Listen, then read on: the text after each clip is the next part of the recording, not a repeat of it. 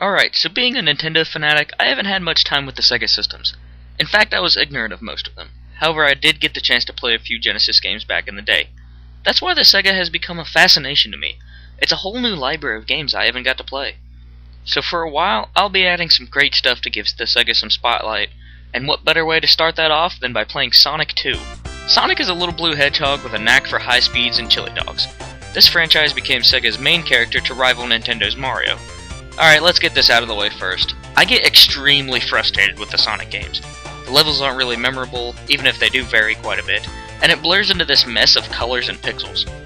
This normally distracts me, so while running just under the speed of light, I tend to miss the little critters that can hurt the little hedgehog. Hitting those things brings the speed to a halt and makes things difficult when trying to run up a wall. Also, these games are pretty short if the player is skilled enough, even if their replay is expected. Alright, so let me step down from the soapbox for a second. Now, let's get into the game. After the commercial success of the first Sonic, Sonic 2 returns to the Genesis to become almost as popular. The game plays just like the other Sonic games, in which the player runs through levels all while making jumps, defying gravity, and dodging Eggman's robots. So what's different about the sequel?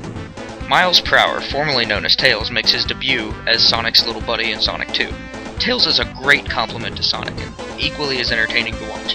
His two tails spin like a little helicopter when he reaches top speeds, so much so that one would think that he can fly. Well, there is a way to cheat the game for this ability. Tails doesn't fly until Sonic 3. Suddenly playing as a second player doesn't seem so bad. We've seen palette swaps before for two-player games, but this time, player 2 gets a whole new character with his own cool powers. Oh, and the game has a few pretty cool levels, even if the casino hurts the eyes and is prone to provoking confusion. The music is still pretty catchy, but I still think that nothing is as classic as the original Sonic's first level. Green Hill Zone is a great tune, but the others were seldom heard for my lack of Sonic skills. Also, the competitive gameplay is a ton of fun. Two-player is great, and I definitely recommend it. Alright, so even though I'm a sucker for the Super Nintendo, I found a game that I really enjoy in the Sega Genesis. This pumps me up for the next Genesis game to review. A whole new world of missed games sprawls before me. Come, let us wade through this sea of pixels and find greatness. I'm Razor105, and I hereby deem Sonic the Hedgehog 2 forever classic. Oh, and by the way, leave any suggestions in the comment box, and don't forget to like and subscribe.